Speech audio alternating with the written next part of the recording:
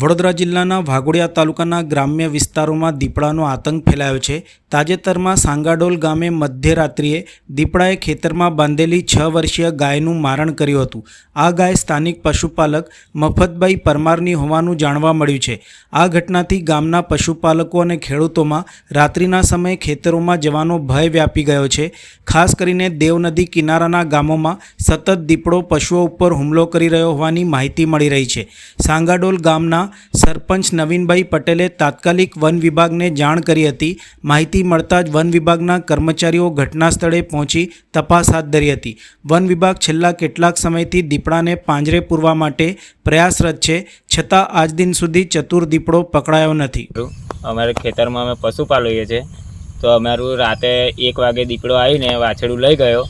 અમે ફોરેસ્ટ ખાતાવાળાને જાણ કરી તો ફોરેસ્ટ ખાતાવાળા આવ્યા છે। અમારી એવી અપીલ છે કે કેમેરો મૂકે અને પિંજરું મૂકીને એને પકડવાની તાકાત ધરાવે અને રાતે એ લોકો આવે। એ લોકો રાતે આવતા જ નથી।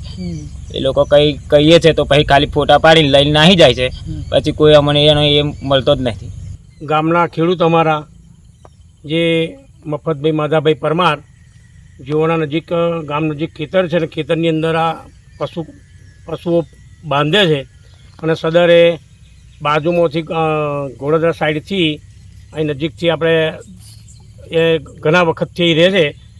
આજુબાજુના ગામડામાં પણ વિસ્તારમાં પણ હરે ફરે છે, ચિત્તો છે અને ઘણી ઉંમરવાળો છે ને બહુ મોટો પ્રમાણમાં છે અને આતંક વધારે ફેલાયેલો છે।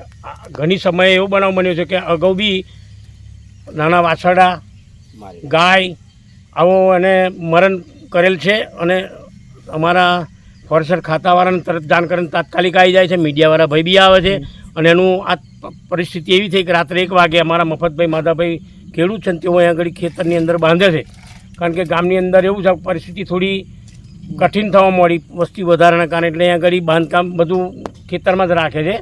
એટલે આ દરેક આજુબાજુ પણ બંધારણ છતાં પણ અંદર ઘૂસીને આ ગાયને હેરાનગતિ કરી અને તાકાત કરીને પણ એને ઘરે પકડ્યું અને એને મરણ કરી દીધી છે રાત્રે અડધી રાત્રે, એટલે 1 વાગ્યા સુમારે આવી ગયેલો।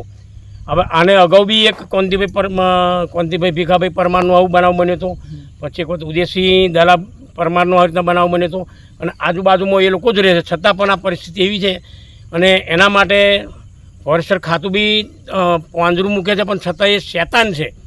એ પહેલાં બી એ પાંજરામાં આવી ગયેલો હતો પણ છટકીને નીકળેલો, ત્યાર પછી એ પાંજરામાં પેસવાની કોશિશ કરતો નથી અને આ રીતના બનાવ બને છે।